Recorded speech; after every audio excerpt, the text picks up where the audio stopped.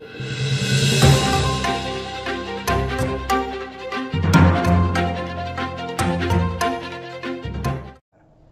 TNT न्यूजमध्ये स्वागत आहे। बघूया आजच्या दिवसभरातील घडामोडी। दत्तप्रभूंनी सरकारला सद्बुद्धी द्यावी। मराठा आरक्षण आंदोलनकर्ते मनोज जरांगे पाटील यांचे नृसिंहवाडी दत्त मंदिरात साकडे। मराठा आरक्षणाचे आंदोलनकर्ते मनोज जरांगे पाटील यांनी आज नृसिंहवाडी येथील श्री दत्त मंदिरात भेट देत दत्तदर्शन घेतले।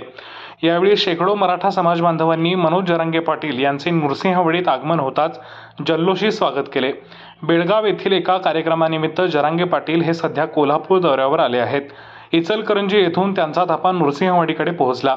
यावेळी नृसिंहवाडी ग्रामपंचायतीचे माजी यशवंत सरपंच धनाजीराव जगदाळे, मराठा ठोक मोर्चाचे सागर धनवडे, माजी उपसरपंच अनंत धनवडे, शिरोळ पंचायत समितीच्या माजी सभापती अर्चना धनवडे, माजी देवस्थान अध्यक्ष शशिकांत बड्डपुजारी यांनी त्यांचे स्वागत केले। यावेळी TNT न्यूजच्या प्रतिनिधींशी बोलताना जरांगे पाटील म्हणाले, कोणत्या उमेदवाराला पाडायचे हे मराठा समाजाने ठरवले आहे। आम्ही अद्याप कोणालाही पाठिंबा दिला नाही। मात्र मराठा आरक्षण लवकरात लवकर मिळावे यासाठी दत्त महाराजांनी सरकारला सद्बुद्धी द्यावी अशी प्रार्थना मी नृसिंहवाडी येथे केली। दरम्यान श्री नृसिंह सरस्वती स्वामी दत्त देवस्थानतर्फे अध्यक्ष वैभव पुजारी, सचिव संजय पुजारी व विश्वस्थांमार्फत जरांगे पाटील यांचा सत्कार करण्यात आला।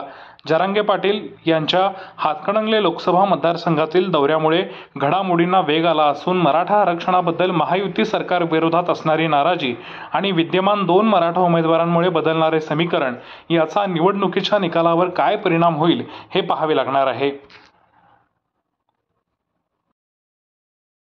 निवडणूक त्यांच्यावरती सोडून मराठा समाजाच्या खांद्यावर जबाबदारी तुमचा हातकणंगले किंवा असा प्रश्न नाही, पुऱ्या राज्याचा प्रश्न। एकाला कुठल्याच उमेदवाराला आम्ही पाठिंबा दिला नाही। समाज ठरवून कोणाला पाडायचं। येथील खासदार आमदार आरक्षणाला पाठिंबा दिला नाही, त्याबद्दल तुम्हाला काय? समाज ठरवलं, मी निवडणुकीत नाही त्यामुळे मी कोणाला सांगू शकत नाही हे करा ते करा। समाज ठरवलं कोणाला पाडायचं, पाडण्यास सुद्धा खूप मोठा होईल। चला आता दत्तप्रभूंनी काय तुम्ही मागणी घेतली?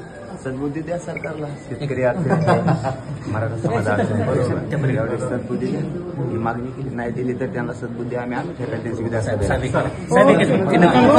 आपल्या परिसरातील घडामोडी पाहण्यासाठी TNT न्यूजला लाईक करा, शेअर करा, सबस्क्राईब करा आणि बेल आयकॉनवर क्लिक करायला विसरू नका।